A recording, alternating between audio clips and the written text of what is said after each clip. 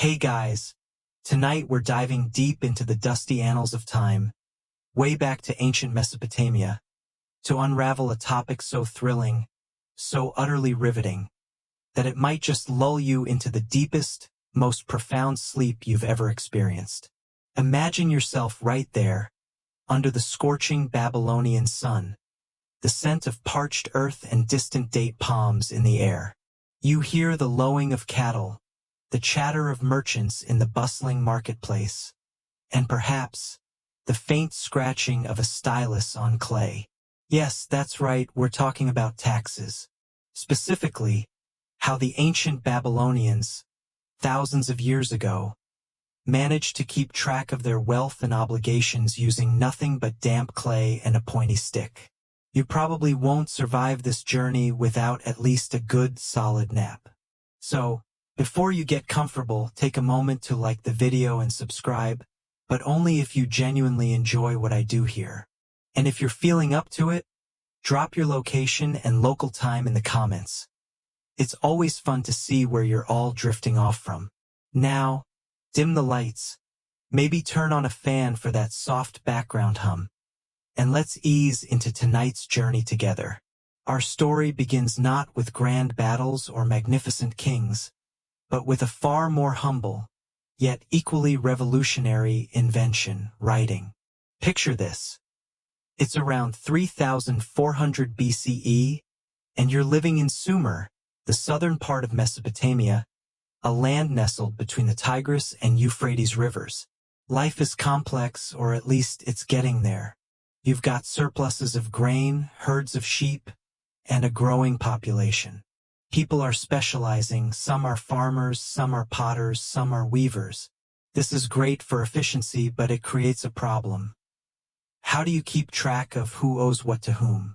How do you ensure fairness when you've traded 3 goats for 5 sacks of barley and a length of woven linen? Before writing, it was all in your head or perhaps a few notches on a stick, but that only goes so far. The solution, in its earliest form, wasn't about epic poems or legal codes. It was about accounting. It was about those initial, hesitant scratches on clay, designed to record simple transactions. You can almost feel the clay yielding under your fingertip as someone, perhaps a temple administrator or a powerful merchant, presses a reed stylus into it, making a mark that represents a bushel of grain, or a sheep, or a day's labor. These weren't sophisticated characters at first, just pictograms, little drawings that looked like the things they represented. A head of barley for barley, a cow's head for cattle. Simple, elegant, and crucially permanent. Well, permanent if you baked the clay. If you didn't, it could just be smoothed out and reused, which, let's be honest, sounds like a lot less work. Historians still argue whether the primary driver for writing was truly economic administration or perhaps ritualistic record-keeping for religious offerings. But the evidence for its use in tracking goods is undeniably strong. It was, in essence, the very first spreadsheet. Imagine trying to explain Excel to a Sumerian. They'd probably just offer you a beer and point you towards the nearest scribe. This wasn't just about individual transactions either. Early Sumerian cities like Uruk were growing into large, complex urban centers. Think about it. The core principles that underpinned Babylonian tax collection and record-keeping are still fundamental today. They had a system for tracking income and outgoings just like your bank statement. They recorded debts and credits just like a modern balance sheet. They had receipts for payments, much like the slips you get from any transaction today. The fundamental need to quantify, categorize, and record financial activities, whether for an individual, a business, or a government, remains unchanged. Only the tools have evolved. Consider the meticulousness of the scribes. Their dedication to accurate recording, their rigorous training, and their pivotal role in society resonate with the importance we place on accountants, auditors, and financial analysts today. While they used a reed stylus and clay, and we use keyboards and screens, the objective is the same: to ensure financial transparency, prevent fraud, and maintain order. Historians still argue about whether the Babylonian system was truly double-entry bookkeeping in the modern sense, but the complex interdependencies of their records certainly laid some of the earliest conceptual groundwork. It's like they were using a very early, very analog version of QuickBooks. The concept of a centralized archive, where financial records are stored and accessible for verification, is mirrored in our digital databases, cloud storage, and corporate filing systems.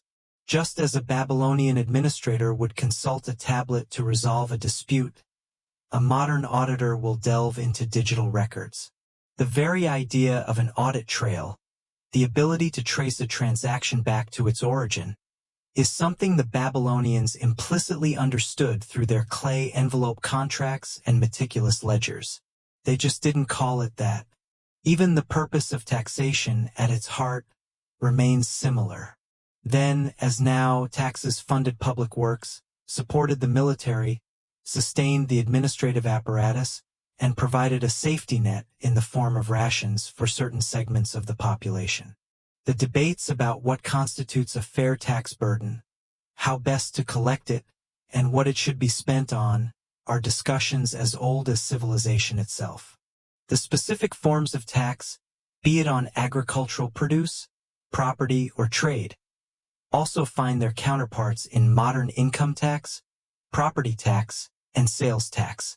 We're still taxing grain, just in a much more abstract way. So, as you drift off tonight, perhaps you'll carry with you a surprising new appreciation for the humble clay tablet and the ancient Babylonian scribes. They weren't just writing down boring numbers.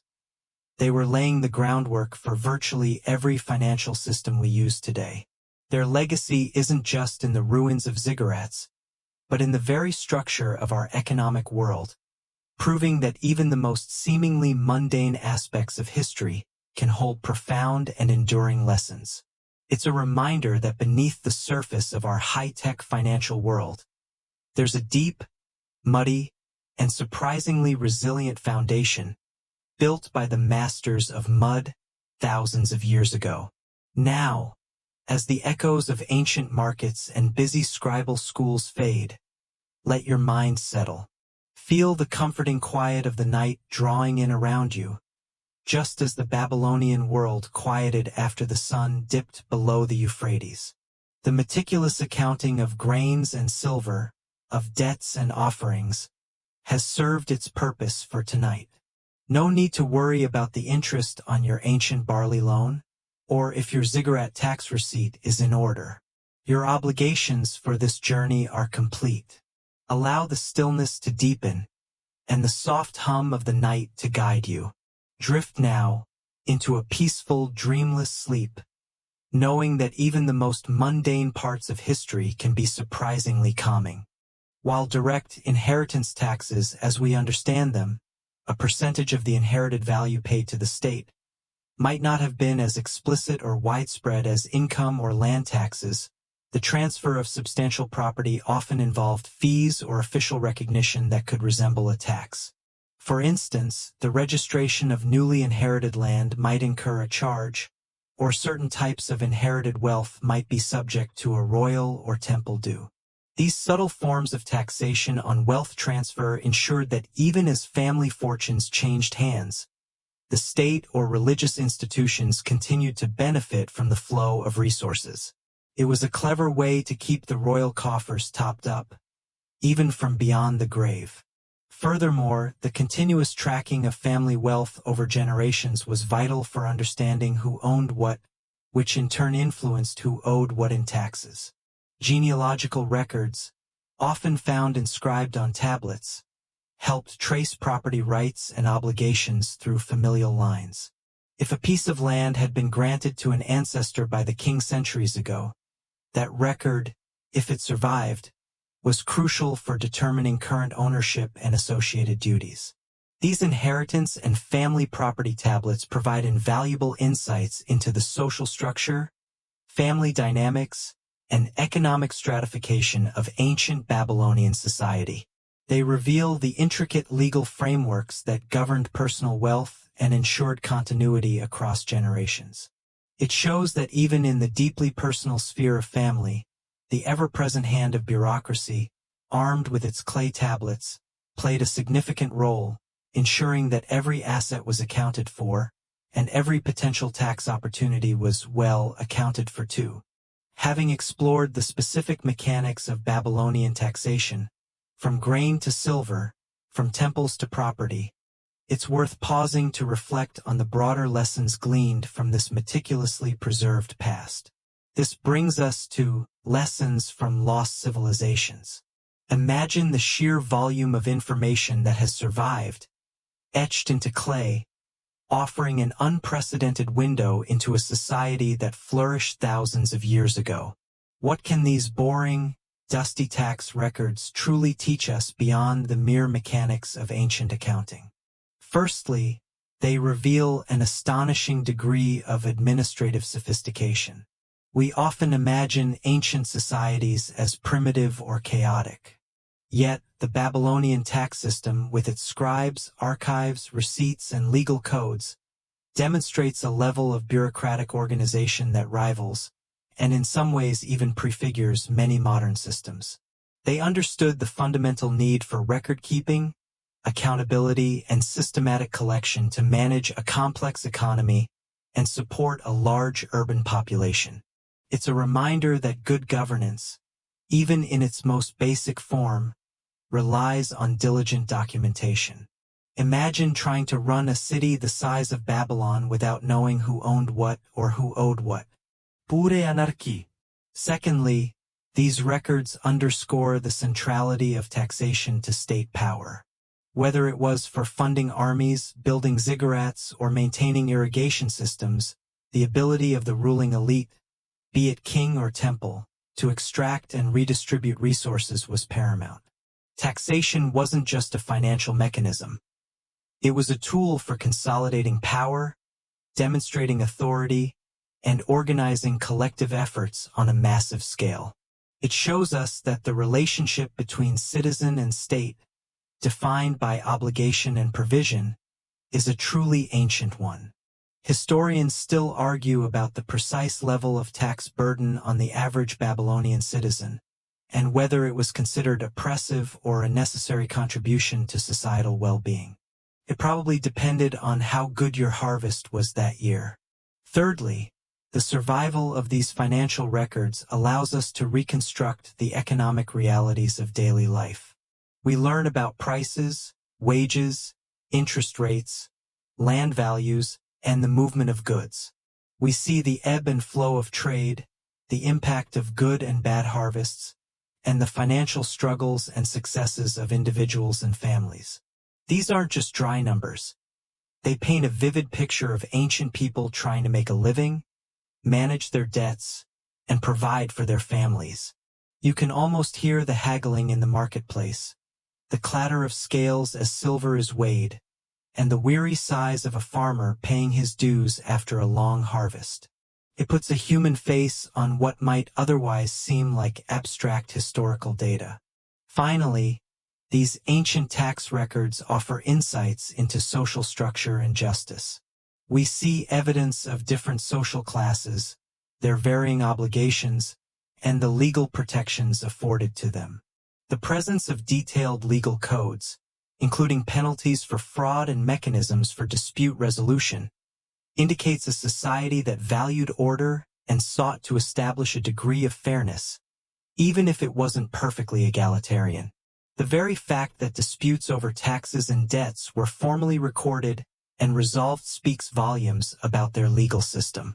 It tells us that even thousands of years ago, people cared about getting a fair shake, and that was often literally inscribed in stone. The very medium through which we've learned all these fascinating details about Babylonian taxes is, in itself, a testament to their foresight, whether intentional or accidental. We're talking, of course, about the enduring imprint of clay. Imagine a fleeting moment.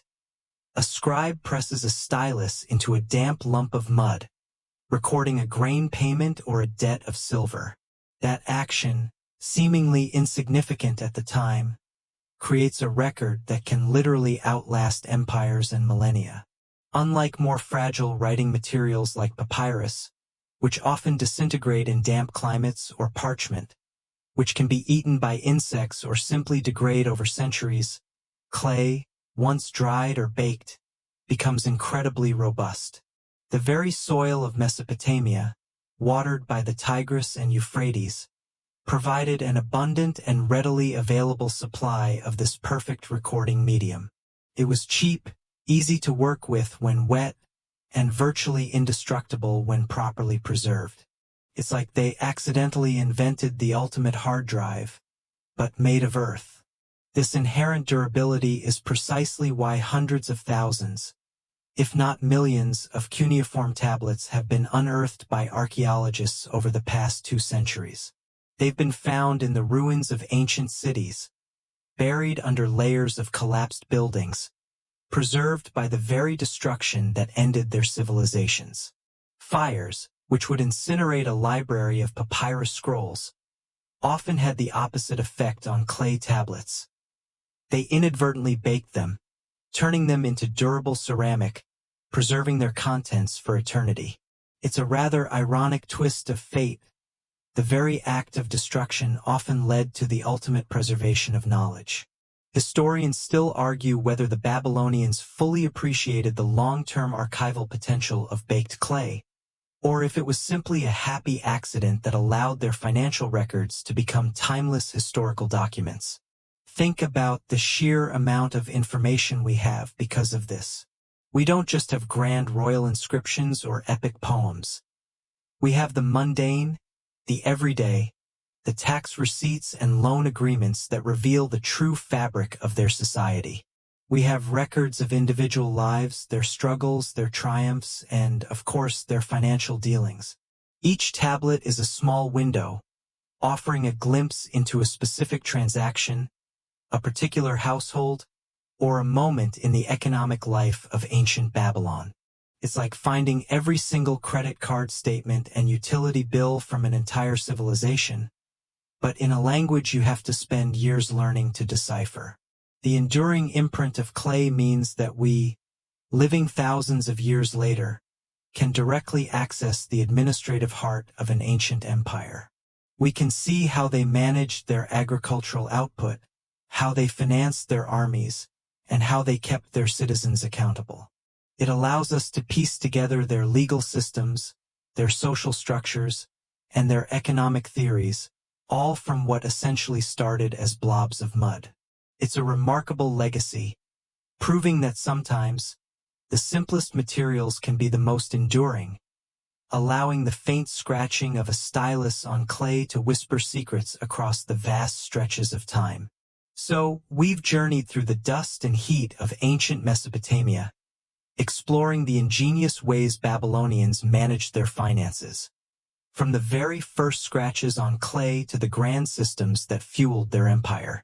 And as we bring our expedition to a close, it's quite remarkable to see the surprising parallels, the subtle echoes, between their ancient methods and our modern systems.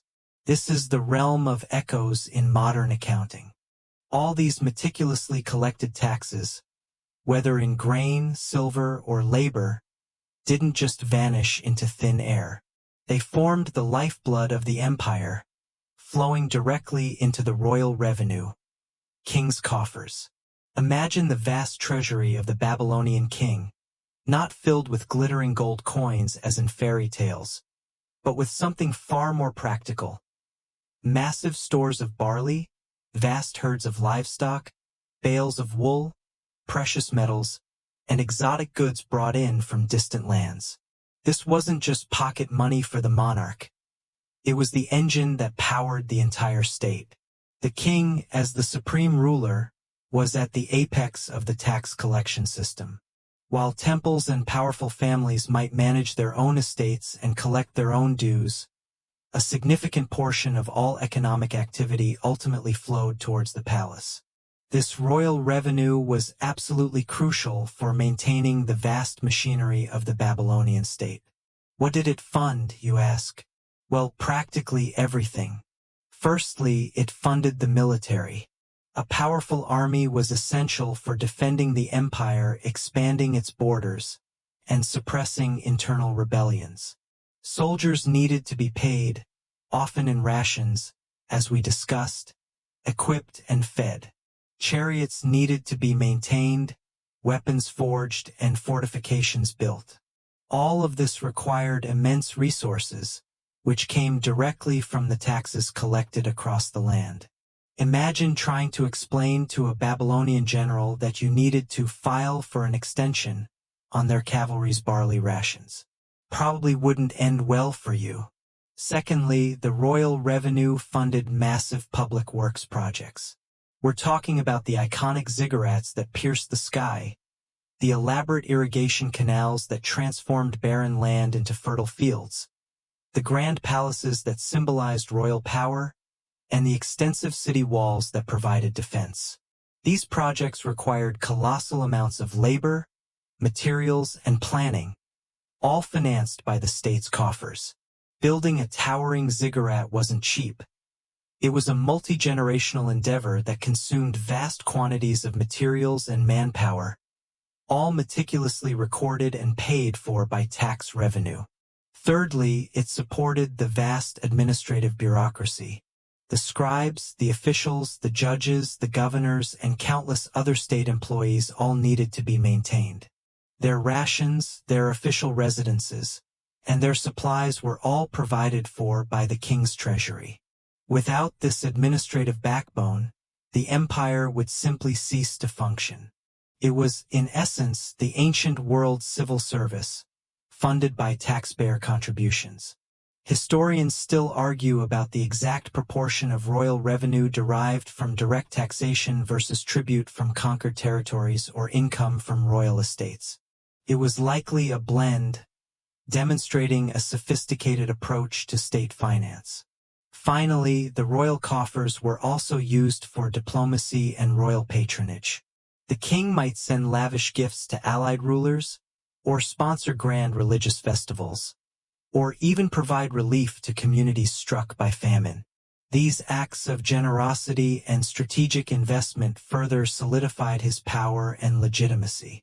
The flow of resources was constant, a never-ending cycle of collection, allocation, and expenditure, all underpinned by those countless clay tablets detailing every incoming and outgoing item. It truly was the lifeblood of the empire, keeping the gears of state turning smoothly, or at least, as smoothly as an empire run on mud and reeds could be expected to. Among the most awe-inspiring achievements of ancient Babylonian civilization were their monumental architectural wonders, none more iconic than the towering ziggurats. And yes, even these grand religious structures had a peculiar link to the tax system, the zigzagging ziggurat tax. Imagine these colossal stepped pyramids, rising majestically above the flat Mesopotamian plains, symbols of divine power and human ingenuity. Building them was an undertaking of epic proportions, requiring immense resources and countless hours of labor. And how were these colossal projects financed? In part through specialized levies. While general taxes contributed to the royal treasury which then funded public works, there were also instances where specific taxes or contributions were levied for particular projects, especially those deemed to have significant religious or communal benefit, like the construction or renovation of a major temple or ziggurat. This wasn't always a direct ziggurat tax line item on your annual bill, but often involved mandatory communal labor or specific contributions of materials. It was, in a way, an ancient form of crowdfunding, but without the option to simply scroll past the request. Picture yourself as a citizen called upon to contribute to the local ziggurat. Perhaps your town was responsible for supplying a certain number of laborers for a specific period, or a quota of bricks, or even a quantity of bitumen for mortar. These contributions were meticulously recorded. A scribe would note the names of the individuals who performed their required labor, or the amount of materials delivered, all on, you guessed it, clay tablets. These served as proof that you had fulfilled your civic and religious duty. Failing to contribute could lead to fines or penalties, so compliance was, shall we say, highly encouraged. The ziggurat tax, or more broadly, the taxation for public works, wasn't just about financial collection. It was also a powerful tool for social cohesion. Participating in the construction of such a monumental structure fostered a sense of shared purpose and collective identity. Everyone, from the highest official to the humblest laborer, played a part in building something that symbolized their city's piety and power. It was probably also a great way to ensure full employment, even if the pay was mostly in rations and the work was incredibly hard. Historians still argue whether these labor obligations were always universally applied or if the wealthy could often pay their way out of physical labor through silver contributions. It's likely a bit of both, demonstrating the persistent human desire to avoid manual labor. These records related to public works are fascinating. They detail the types and quantities of materials used, the number of laborers employed, the duration of projects, and even the names of the overseers. They give us a tangible sense of the incredible logistical challenges involved in building structures that rivaled the pyramids in their scale and ambition. The zigzagging isn't just about the architecture of the ziggurat itself, with its ascending levels, but also about the complex, winding path of resources, labor, and record-keeping that brought these ancient wonders to life, all meticulously tracked through the humble, yet indispensable clay tablet. Beyond the grand scale of state-funded projects and temple offerings, the intricate web of Babylonian taxation reached into the very heart of the family unit, particularly when it came to wealth transfer. This brings us to family fortunes, inheritance, and taxes. Imagine the passing of a patriarch or matriarch in ancient Babylon. Their accumulated wealth, land, houses, livestock, precious metals, and perhaps even servants or slaves, was not simply distributed by whim.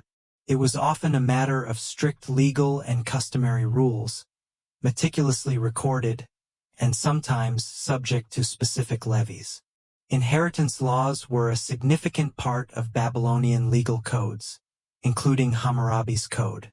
These laws stipulated who could inherit what, often prioritizing sons, but sometimes also making provisions for daughters, especially if they were unmarried or had no male heirs.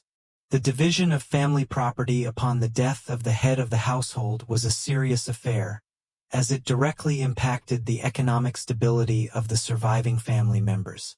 And just as with any other major transfer of assets, scribes were indispensable. When an estate was divided, a scribe would be called upon to draw up the necessary legal documents, often in the presence of witnesses. These clay tablets would list the deceased's assets and meticulously detail how they were distributed among the heirs. Each heir would receive a copy of the portion pertaining to their inheritance, serving as their legal title to the newly acquired property. It was like an ancient will and testament, but carved into durable clay, significantly reducing the chances of a family squabble over Aunt Mildred's prize-winning goat. Historians still argue whether inheritance disputes were common despite these detailed records, or if the system generally functioned to prevent them. Human nature being what it is, I suspect a few family feuds still found their way to the courtroom. All these meticulously inscribed clay tablets, documenting every grain, every goat, every loan, every tax payment, didn't just pile up randomly in someone's back room. Oh no, they were organized, categorized, and stored in what we can only describe as the ancient world's data centers, the archive's secrets. Imagine stepping into a Babylonian archive, not unlike a modern-day library, but instead of bookshelves filled with paper tomes, you see row upon row of carefully stacked, sun-dried or kiln-baked clay tablets. The air is dry, perhaps a little dusty, and the faint scent of earth hangs about.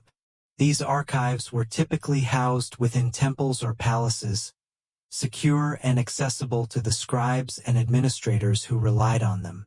Picture large rooms, sometimes with elevated platforms or niches in the walls, designed to hold hundreds, thousands, even tens of thousands of tablets. Each tablet wasn't just tossed onto a pile. They were often grouped by content, legal contracts in one section, administrative records in another, tax receipts here, and literary texts there. Within these sections, they might be further organized chronologically by individual or by the specific department responsible for them. It was a sophisticated filing system, predating Dewey Decimal by a few millennia. To aid in navigation, some tablets had small identifying marks or keywords inscribed on their edges or on attached clay tags, summarizing their content. Imagine a scribe pulling out a tablet, quickly glancing at its edge to confirm it's the specific debt record for Sinidnum, son of Nabu, from 2 years ago. It's like an ancient version of a label printer, but involving a lot more elbow grease. The scale of some of these archives is truly staggering. For example, the Royal Archives of Ebla contain tens of thousands of tablets, and similar vast collections have been found in other major Mesopotamian cities. These archives were the memory of the state, the temple, and the powerful families. If a dispute arose over land ownership, a scribe would consult the archive for the original deed. If a farmer claimed to have paid his grain tax, the temple official would verify it against the archived receipts.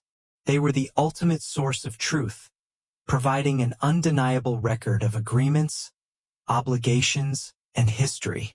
Historians still argue whether these archives were truly public or if access was restricted primarily to authorized personnel, highlighting the power that control over information bestowed. Given the security needed to protect such vital records, I lean towards the latter. You wouldn't want just anyone rummaging through the ancient equivalent of your bank statements. The preservation of these tablets within archives wasn't always intentional. Sometimes, they were preserved by accident, buried under the debris of collapsing buildings or intentional destruction during conflict, only to be rediscovered millennia later by archaeologists. This accidental preservation has given us an incredible window into the daily lives, economic systems, and legal practices of a civilization long past. It's a bit like if all our cloud data was suddenly converted into indestructible stone and then buried for future civilizations to find. They'd probably be very confused by our cat videos. Within those vast archives, among the myriad of legal contracts and administrative decrees, lay the very practical bedrock of daily commerce and public finance: receipts and rations. You see, in a society where goods were the primary currency and services were often paid in kind, the concept of a receipt was vital. Imagine you're a Babylonian farmer, and you've just delivered your annual grain tax to the temple granary. You wouldn't just hand it over and walk away hoping they remembered. Oh no, you'd want proof, a tangible record that you'd fulfilled your obligation. This proof came in the form of a clay tablet, a receipt meticulously inscribed by a temple scribe. It would detail the exact amount of barley you delivered, the date, your name, and often the name of the official who received it. This tablet was then given to you, the taxpayer, to keep. It was your proof of payment, your ancient equivalent of a tax return acknowledgement. If, later in the year, another official came knocking, questioning your payment, you could produce that tablet, silencing any dispute with undeniable, baked clay evidence. It's like when you keep that gas station receipt for months, just in case your boss questions your mileage. Except these receipts were a lot harder to lose in the washing machine. But taxes weren't always paid in goods. Sometimes they were paid in labor, and sometimes people were paid in goods. This is where the concept of rations comes in. Many people working for the temple or the palace, laborers on public works, craftspeople, soldiers, and even scribes themselves, were compensated not with money as we know it, but with daily or monthly allotments of essential provisions. These rations typically consisted of barley, for making bread or beer, oil, for cooking and light, and sometimes dates or vegetables. It was a systematic way to ensure that those who served the state or temple were fed and sustained. Imagine you're a laborer toiling on a ziggurat construction project. At the end of a long, arduous day, you wouldn't get a paycheck. Instead, you'd receive your allotted portion of barley and oil. And, just like with tax payments, these distributions were meticulously recorded. Scribes kept detailed ledgers inscribed on larger tablets, noting who received what and when. These records allowed administrators to track their workforce, manage inventory, and ensure fair distribution. Historians still argue about the precise caloric value and nutritional adequacy of these rations, and whether they varied significantly based on social status or type of work. It was probably enough to keep you going, but perhaps not quite enough for a 5-star review on Yelp. These receipt and ration tablets, humble as they might seem, offer incredible insights into the daily lives and economic realities of ancient Babylon. They show us the intricate web of transactions that sustained a complex society, from the highest officials to the lowest laborers. They reveal the meticulous accounting practices necessary to manage vast resources without the aid of modern technology. Every time you get a receipt for your coffee or check your bank statement, remember that the basic principle, recording an exchange of value, has roots that stretch back to the dusty clay tablets of Mesopotamia, thousands of years ago. While grain and labor were fundamental, the Babylonians also had a deep understanding of something far more enduring: property and possession. Imagine the value of owning land in a fertile river valley, where water meant life and life meant prosperity. Land was not just dirt. It was the foundation of wealth, power, and legacy. And naturally, it was subject to meticulous record-keeping, especially when it came to taxes. In ancient Babylonia, land ownership was a complex affair. Land could be held by the king, by temples, by powerful families, or by individuals. Transfers of land, whether through sale, inheritance, or grant, were among the most important transactions recorded. When a piece of land changed hands, it wasn't a casual handshake deal. It involved scribes, witnesses, and the creation of highly detailed clay tablets that served as official deeds. These tablets would describe the boundaries of the land, often referencing landmarks like canals, trees, or even the houses of neighbors. They would list the previous owner, the new owner, the price paid, often in silver or barley, and the date of the transaction. Think of it as their version of a land registry office, but with a lot more dust and a distinct lack of waiting room music. And, of course, land was taxed. While direct land taxes might not have been as straightforward as our modern property taxes, the produce from the land was certainly subject to levies, as we discussed with agricultural accounting. Furthermore, there were sometimes special taxes or obligations associated with certain types of land ownership, or even levies on the sale of property. If you sold a prime piece of irrigated farmland, a portion of that transaction might be due to the state or temple. This ensured that even as wealth changed hands, the central authorities continued to receive their due. Historians still argue whether the concept of private land ownership as we understand it truly existed in early Mesopotamia, or if most land was ultimately considered property of the gods or the king, merely managed by individuals. It's a nuanced debate, much like trying to figure out if your borrowed sweater from your sibling is truly yours now. Beyond land, other forms of property were also tracked, particularly for taxation or administrative purposes. The vast and intricate system of record-keeping in ancient Mesopotamia didn't just happen by itself. It required specialists, highly trained individuals who dedicated their lives to the art of the wedge-shaped mark. These were the scribes, masters of mud. Imagine the rigorous education these individuals underwent. Often starting as young boys, sometimes as early as 5 or 6 years old, they would attend a dubba, the tablet house, or scribal school. This wasn't some casual afternoon class. It was an intense, disciplined regimen designed to turn raw clay into intellectual prowess. Their curriculum was extensive and, frankly, sounds a bit like an ancient version of boot camp for brainiacs. They'd spend countless hours copying cuneiform signs, lists of words, proverbs, and even intricate mathematical tables. They'd practice forming the wedges until their hands ached, ensuring perfect consistency and legibility. It wasn't enough to just know the signs. They had to master the appropriate vocabulary for different subjects: legal documents, administrative texts, literary works, and, of course, tax records. Picture a room full of earnest young students, bent over their clay tablets, repeatedly pressing the same wedge over and over again, like an ancient calligraphy class. I bet they had the best hand-eye coordination in the ancient world, though probably not much of a social life.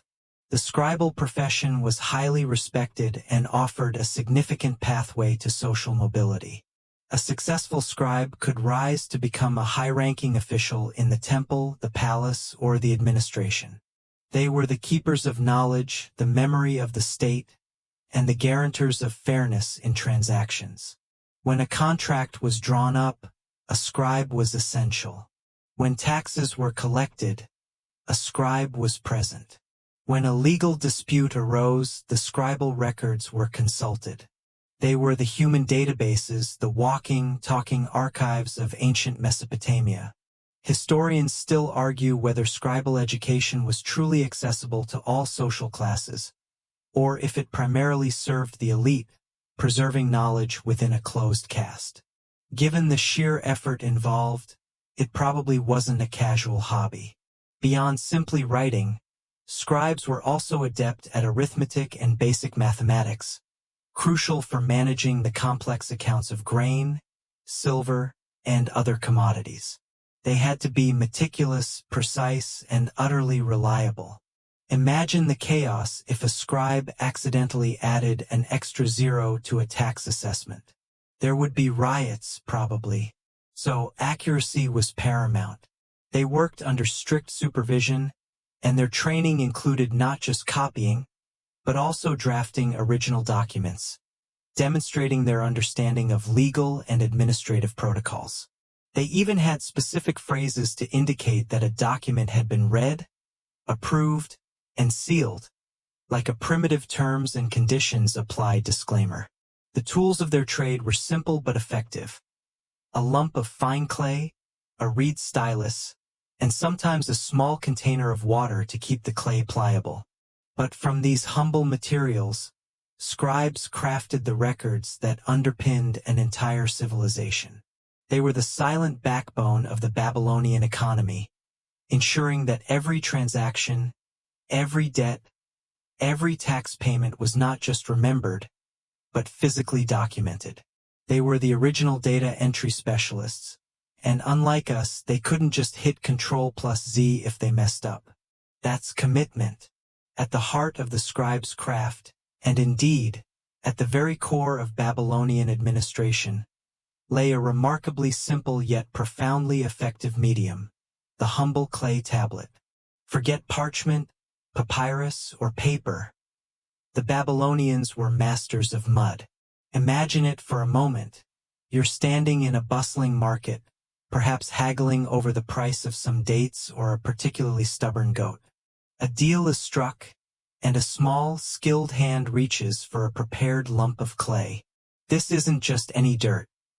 It's specially prepared, finely sifted clay, often yellowish-brown or gray, moistened to the perfect consistency. The process of making a tablet was almost an art form in itself. The clay would be kneaded, rolled, and pressed into various shapes and sizes, depending on its intended purpose. For a quick receipt or a simple loan, you might have a small, palm-sized rectangular tablet, easy to hold and inscribe.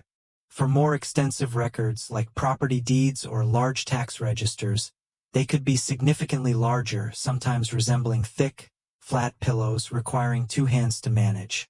Some were even shaped like cones or cylinders, especially for historical inscriptions or long contracts. The careful preparation ensured a smooth, even surface that would accept the stylus's impression without cracking or crumbling. It's like baking, but instead of cookies, you're making historical documents. And probably just as messy.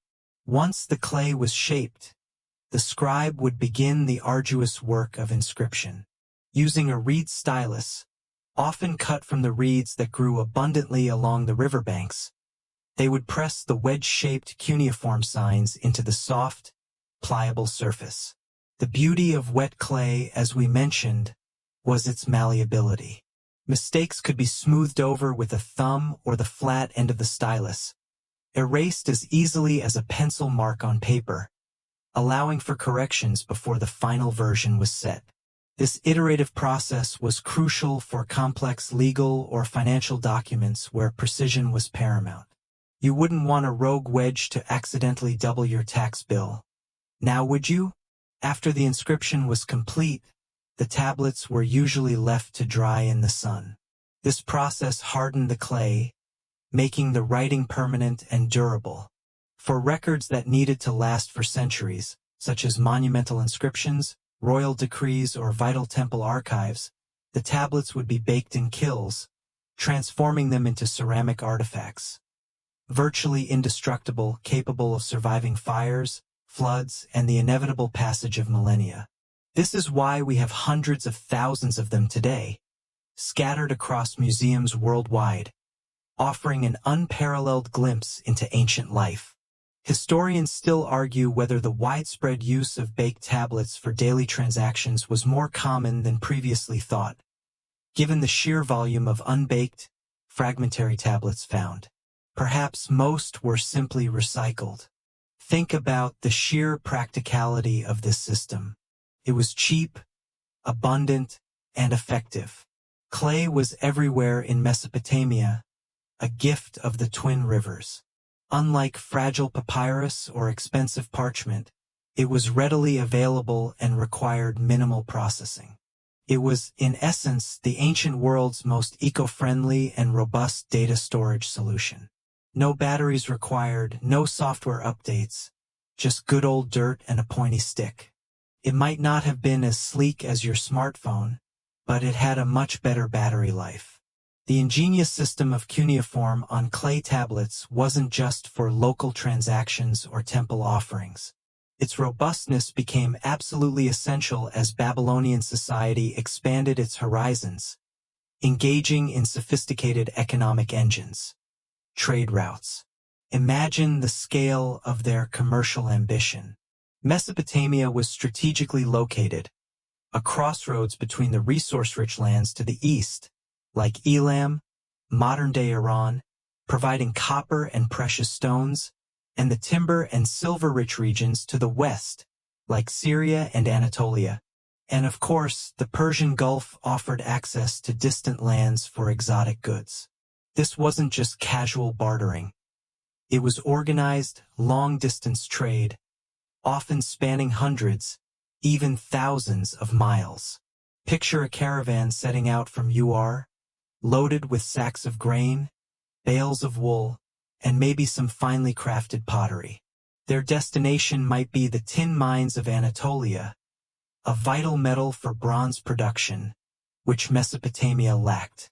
This journey would take weeks, sometimes months, through harsh deserts and over treacherous mountains.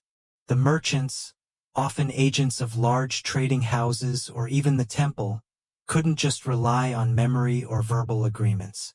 They needed proof of their cargo, proof of their agreements, and proof of their payments. Enter the clay tablet. Before the caravan departed, meticulous records would be inscribed. What goods were being transported, their quantity, their value, who was responsible for them, and the terms of the intended exchange.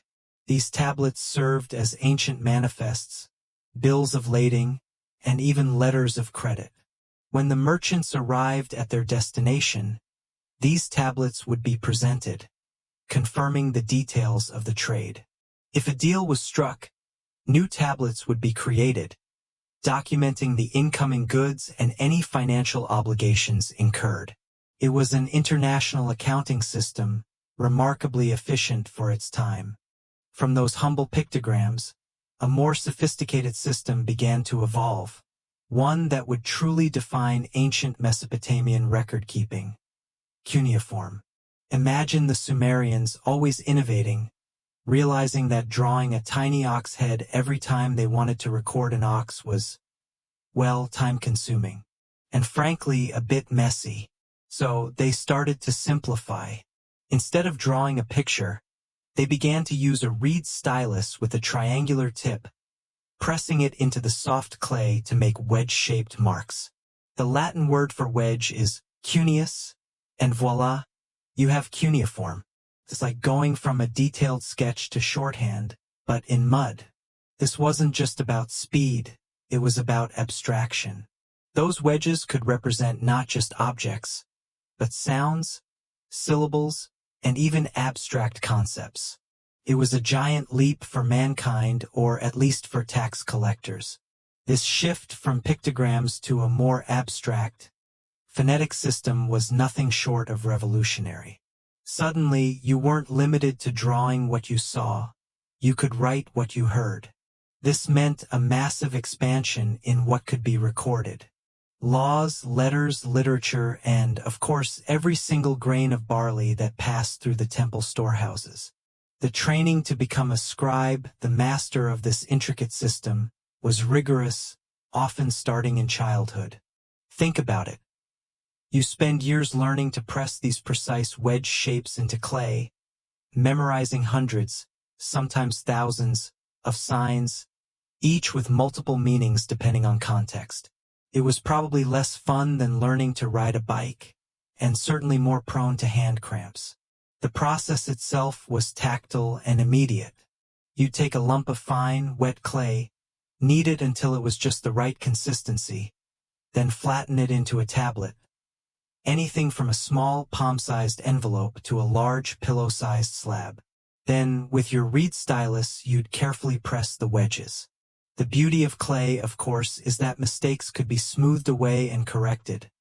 But once dried in the sun or baked in a kiln, that record was, for all intents and purposes, set in stone. Or rather, set in very hard dirt. This inherent durability is precisely why we have so many of these tablets today, offering us a window into their world, their daily lives, and yes, their taxes. Historians still argue whether the complexity of cuneiform itself was a barrier to widespread literacy or if it simply reflected the specialized nature of record-keeping in a hierarchical society. Personally, I just wonder how many clay dusters they went through. Imagine the satisfaction of a Babylonian official, pressing the final wedge into a freshly prepared tablet, knowing that this record of, say, 50 measures of dates owed by farmer Nabuchodonosor to the Temple of Enlil was now permanent. No, I forgot. No, that wasn't the deal. Just cold, hard, baked clay evidence. This was the foundation of trust and accountability in their early economy. Without this reliable method of recording transactions, the scale of their economic activity, from extensive trade networks to massive public works projects, simply wouldn't have been possible. It's hard enough keeping track of your Netflix subscriptions, let alone an entire city-state's agricultural output without a computer. The development of cuneiform wasn't just about recording what was. It also facilitated what could be. It allowed for complex planning, long-term contracts, and the ability to track debts and credits across years, even generations. It transformed a simple exchange into a documented agreement, adding a layer of legal and economic sophistication that was unprecedented. It was the original blockchain, except you could actually hold it in your hands and, if you were really annoyed, throw it at someone. With the advent of cuneiform and the growing complexity of Sumerian society, it was only a matter of time before the simple need to track goods evolved into something more formal: the dawn of debts. You see, as communities grew from small, self-sufficient groups into larger, interdependent cities, the casual exchange of favors and goods just didn't cut it anymore. People began to specialize, remember? One person grew the grain, another crafted tools, a third wove cloth. This created an amazing network of productivity, but it also meant that not everyone had everything they needed at all times. So they borrowed. They borrowed grain until the next harvest, they borrowed tools until their own were repaired, they borrowed the services of a skilled artisan with a promise to repay in kind later. Imagine you're a farmer. It's a lean season, and your granary is looking a bit sparse. Your neighbor, however, had a bumper crop. You approach him, not for a handout, but for a loan of barley to get your family through. He agrees, but he needs a way to remember that you owe him. And you need a way to remember that you owe him. Before cuneiform, this was a handshake deal, perhaps a token given as a pledge. But with the stylus and clay, that handshake became a legally binding document. A small clay tablet would be inscribed, noting the amount of barley, your name, his name, and the terms of repayment, perhaps with a bit of interest, because even back then, generosity had its limits. You might pay back a little extra grain, or maybe perform a few days of labor. This wasn't just about charity. It was about laying the groundwork for a robust system of credit. These early debt records weren't just for individuals. Temples and palaces, as we touched on, were massive economic entities. They would advance seeds to farmers, tools to artisans, and raw materials to weavers, all with the expectation of repayment in finished goods or a portion of the harvest. Think of them as the ancient world's venture capitalists, except instead of equity, they wanted barley. This system allowed for large-scale economic activity, enabling specialized labor and supporting a population that couldn't feed itself purely through individual subsistence farming. It also meant that, much like today, if you fell behind on your payments, things could get a little uncomfortable. Historians still argue whether the concept of interest emerged organically from these early loans, or if it was a more deliberate invention by powerful institutions to maximize their gains. Either way, it stuck. These tablets became the backbone of financial trust. A merchant traveling between cities, carrying goods like wool, oil, or dates, could use a tablet as a form of credit, promising repayment upon the successful sale of their wares. It reduced the need to transport huge amounts of actual goods for every transaction, paving the way for more sophisticated trade. It's like their version of a credit card, just a lot heavier and a lot less convenient for impulse purchases. No swipe and go here, just a lot of pressing and drying. And it wasn't always just about borrowing physical goods. Labor itself could be borrowed against future payment. Someone might agree to work on a large construction project like a temple in exchange for regular rations or a lump sum payment after the work was complete. These arrangements, too, were meticulously recorded on clay tablets. Imagine trying to explain to someone from 3000 BCE that you're paying for a digital service, a subscription, that doesn't involve any physical exchange of goods. They'd probably ask if you needed to borrow a goat. The very foundation of organized society, beyond basic survival, relies on the ability to track who owes what and to whom. And for the Babylonians, that foundation was quite literally made of mud. As societies grew and debts became formalized, it was only a matter of time before these systems expanded to support larger, collective endeavors. This brings us to a fascinating aspect of ancient Babylonian life. Temple taxes. Divine due. You see, in Mesopotamia, the temples weren't just places of worship. They were the beating heart of the economy. They owned vast tracts of land, employed armies of laborers, managed massive herds, and controlled the distribution of essential resources like grain and water. In a very real sense, they were the original central banks and welfare organizations, all rolled into one impressive ziggurat-shaped package. So, how did these powerful institutions fund their operations? Through a sophisticated system of what we might call divine taxes or offerings. Every citizen, from the humblest farmer to the wealthiest merchant, was expected to contribute a portion of their produce, their livestock, or their labor to the gods, which in practice meant to the temple. This wasn't necessarily seen as a burden, but as a reciprocal relationship with the divine. You offer a portion of your harvest, and in return, the gods bless your fields and ensure prosperity. It was a spiritual investment, with very tangible, earthly returns. Hopefully, imagine you're a farmer in ancient Sumer. Their Kanat systems allowed them to irrigate vast areas, supporting a thriving agricultural economy in what would otherwise be barren desert. They also played a crucial role in early trans-Saharan trade, mediating between the Roman world to the north and the communities further south. Their cities were impressive, their culture unique, and their survival against the odds a testament to remarkable human ingenuity. This mainstream historical fact about their longevity and success often gets overshadowed by the later, more famous empires. However, several factors conspired against them, leading to their eventual decline and disappearance as a distinct, powerful entity. One of the most significant was environmental change. While the Garamantes had mastered the art of tapping into ancient fossil aquifers, these underground water sources were not inexhaustible. Over centuries of intensive use, coupled with natural climatic shifts towards increased aridity, the water table in their region likely began to drop. Imagine the mounting desperation as wells ran dry, and the effort required to dig new, deeper kanats became unsustainable. The very foundation of their agricultural prosperity was slowly eroding beneath their feet. You can almost taste the dust, feel the crops withering in the fields, the subtle, agonizing realization that the wellspring of their civilization was failing. Another contributing factor was the changing political landscape of North Africa.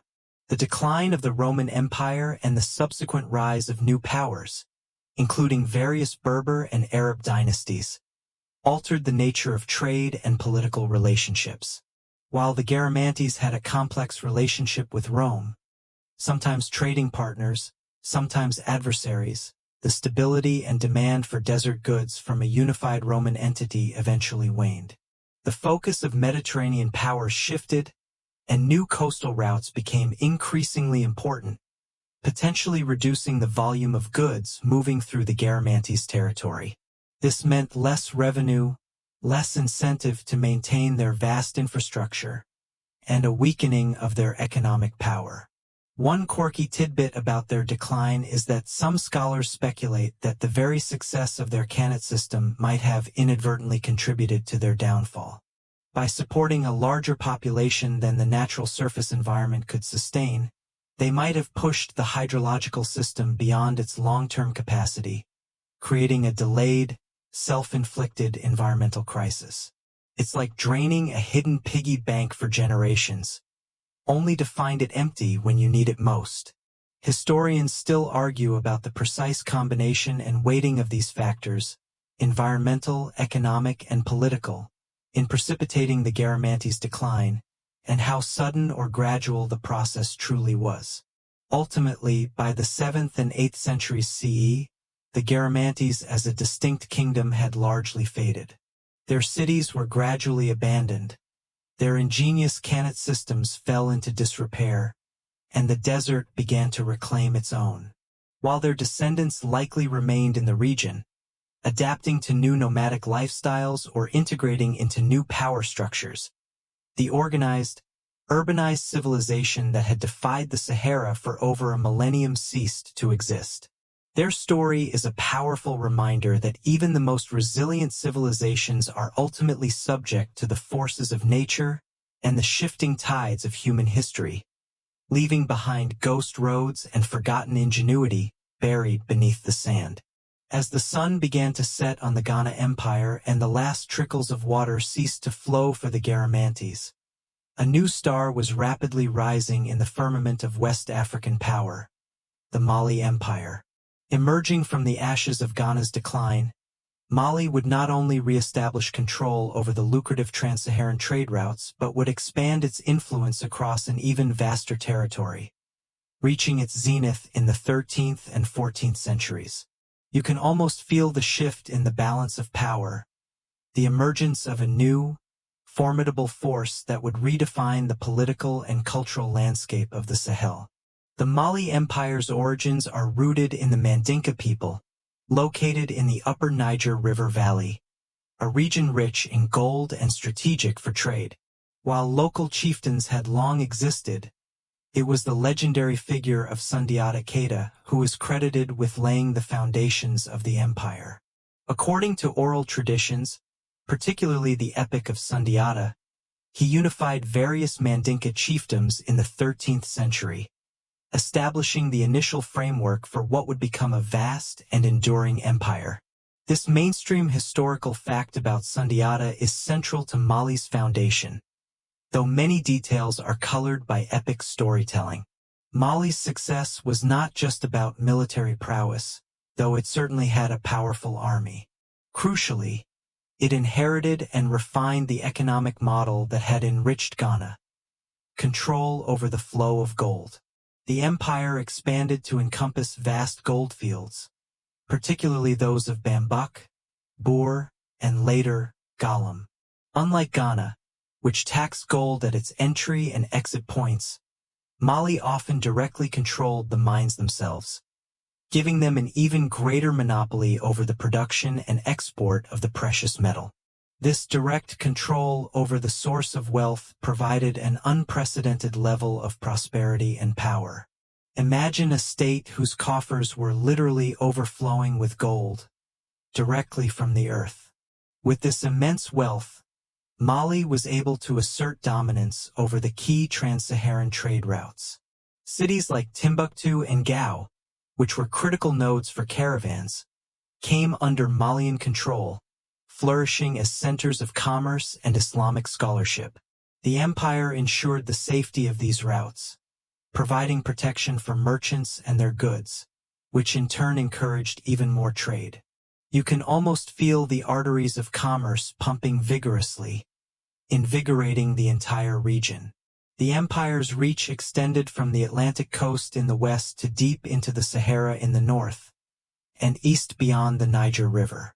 The rulers of Mali, the Munsas, embraced Islam, a factor that further solidified their connections with the wider Islamic world of North Africa and the Middle East. This embrace facilitated not just trade, but also the exchange of ideas, technologies, and administrative practices. Arabic literacy spread, Islamic law was introduced, and new architectural styles emerged. This cultural diffusion was a significant legacy of the empire. One quirky tidbit: the Munsas court was said to be incredibly elaborate, with public audiences featuring a talking parrot that would repeat the Munsas decrees, adding a touch of exotic flair and authority to his pronouncements. Historians still argue about the precise extent of Islam's adoption among the general population versus the ruling elite in Mali, and how much it truly supplanted traditional African beliefs. The rise of Mali signaled a new era for West Africa, one of unprecedented wealth, intellectual flourishing, and political stability across a vast territory. It demonstrated that complex, powerful states could emerge and thrive in the interior of the continent, driven by shrewd economic management and strategic control of vital resources. As you envision this mighty empire, remember that its colossal power was inextricably linked to the patient, plodding steps of countless camels, carrying the world's most desired metal across the unforgiving Sahara, fueling an empire that would soon make its mark on the global stage. If the Mali Empire's rise was significant, then the Hajj of Mansa Musa was nothing short of legendary, an event that single-handedly put the wealth and power of West Africa squarely on the global map. Imagine a pilgrimage so ostentatious, so overwhelmingly rich, that it altered economies and created ripple effects across continents, all in the name of religious devotion. You can almost feel the tremor of the earth as thousands of people and animals move across the desert, their purpose both spiritual and profoundly geopolitical. Mansa Musa, who ruled the Mali Empire from around 1312 to 1337 CE, decided to undertake the pilgrimage to Mecca in 1324. This was not merely a personal spiritual journey.